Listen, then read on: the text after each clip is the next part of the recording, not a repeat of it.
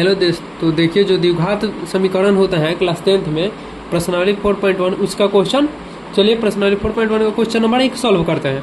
बोला गया जांच कीजिए क्या द्विघात समीकरण है कि नहीं है, यही क्वेश्चन है ना। चलिए देखते हैं। यहाँ पे देखिए क्वेश्चन है ये x+1 का होल स्क्वायर बराबर 2 इंटू x-3। ठीक है, इस क्वेश्चन को सॉल्व करना है कि द्विघात समीकरण है या नहीं। तो चलिए इसके लिए एक आपको फॉर्मूला याद होना चाहिए, a प्लस बी का होल स्क्वायर। ये फार्मूला क्या होता है, ए का स्क्वायर प्लस बी का स्क्वायर प्लस 2ab। आपको ये फार्मूला पता होना चाहिए तभी ये क्वेश्चन सॉल्व होगा। ठीक है, ये फार्मूला आप कहीं साइड में लिख लीजिएगा। तो चलिए देखते हैं, x+1 का होल स्क्वायर निकालना है। तो पहले इसका होल स्क्वायर कीजिए। तो देखिए फार्मूला में क्या है, ए का स्क्वायर, तो इसमें ए का मतलब पहले वाला ए हो जाएगा और दूसरा वाला बी। ए तो है तो ए का स्क्वायर कीजिए, तो मतलब x का स्क्वायर प्लस, देखिए यहाँ पे प्लस है ना, तो यहाँ प्लस बी का स्क्वायर, बी की जगह पर 1 है तो 1 का स्क्वायर, फिर प्लस है तो प्लस, फार्मूला में 2 है तो 2, और देखिए ए और बी है फार्मूला के पास 2ab, तो ए की जगह पर x और बी की जगह पर 1, x इंटू 1 इक्वल टू है तो इक्वल टू 2 में x से गुना होगा 2x, 2 में 3 से गुना होगा 6। ठीक है, और यहाँ पे एरो का चिन्ह जरूर दीजिएगा। ठीक, x का स्क्वायर कितना होता है जी, एक्स स्क्वायर, प्लस है तो प्लस 1 का स्क्वायर कितना होता है, तो आप कहिएगा 1 ही होता है।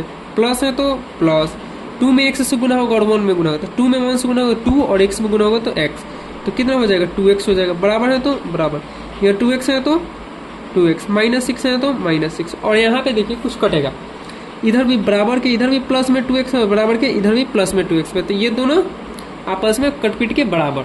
ठीक है, एक्स स्क्वायर है तो एक्स स्क्वायर, प्लस है तो प्लस, 1 है तो 1। अब ये तो दोनों कट गया, बराबर में क्या बचा इधर -6, इधर माइनस में 6 है, इधर आ जाएगा प्लस में 6, तो कितना हो जाएगा एक्स स्क्वायर प्लस 1 प्लस 6 हो जाएगा, और इधर कुछ नहीं बचा तो बराबर में 0, बराबर एक्स स्क्वायर 1 कितना हो जाएगा 1 और 6 7, प्लस में 7 बराबर 0। ये बताइए क्या द्विघात समीकरण है कि नहीं, जिसमें स्क्वायर हो वो द्विघात समीकरण होता है, तो लिख दीजिएगा हाँ द्विघात समीकरण है। हाँ द्विघात समीकरण है। ठीक है, ये आप लोगों को समझ में आया होगा। तो चलिए नेक्स्ट क्वेश्चन देखते हैं। अब देखिए ये क्वेश्चन क्या बोल रहा है, इसको भी जांच करना है कि द्विघात समीकरण है या नहीं। ये द्विघात समीकरण है, हेडिंग यही जांच करना। चलिए शुरू करते हैं।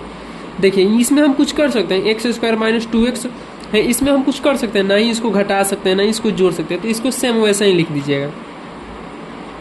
तो एक्स स्क्वायर है तो एक्स स्क्वायर, माइनस में 2x है तो माइनस में 2x, इक्वल टू है तो इक्वल टू। अब देखिए यहाँ पे कुछ नहीं है तो गुना का चिन्ह, तो गुना कराइए।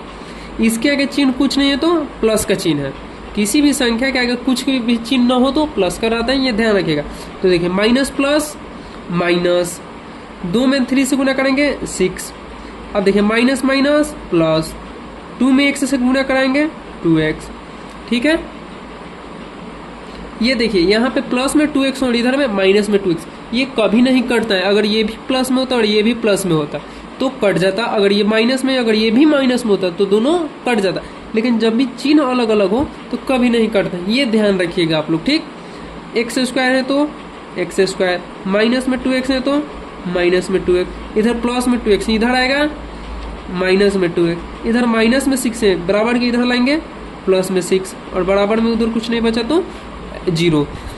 अब देखिए यहाँ पे कितना हो जाएगा एक्स स्क्वायर, माइनस माइनस क्या होता है प्लस, जोड़ेंगे तो माइनस माइनस हो जाएगा प्लस, तो 2 और 2 कितना हो जाएगा 4x, और दोनों के आगे चिन्ह किसका है माइनस का, तो इसके भी आगे माइनस। अगर कभी भी दोनों के आगे माइनस का चिन्ह हो तो इसके आगे भी पक्का माइनस ही लगेगा जोड़ घटाओ में, और गुना में क्या होता है प्लस हो जाता है, प्लस 6 है तो प्लस 6 बराबर में 0। क्या ये द्विघात समीकरण है, देखिए तो द्विघात है ना ये, हाँ ये भी द्विघात समीकरण है, तो लिख दीजिएगा हाँ द्विघात समीकरण है।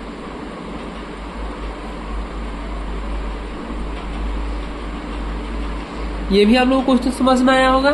तो चलिए नेक्स्ट क्वेश्चन देखते हैं आगे। तो चलिए क्वेश्चन नंबर अब 3 देखते हैं। क्वेश्चन नंबर 3 क्या है, यहाँ पे देखिए गुना का चिन्ह और यहाँ भी गुना का चिन्ह, तो इसमें गुना कराना पड़ेगा और इससे इसमें गुना कराना पड़ेगा। तो गुना देखिए कैसे होता है, ये पहला जाएगा पहले वाले डिजिट इन दोनों में गुना होगा, फिर ये दूसरा वाला डिजिट जाएगा, इन दोनों में गुना होगा, ठीक है। यानी यहाँ पे समझिए, अगर a प्लस बी है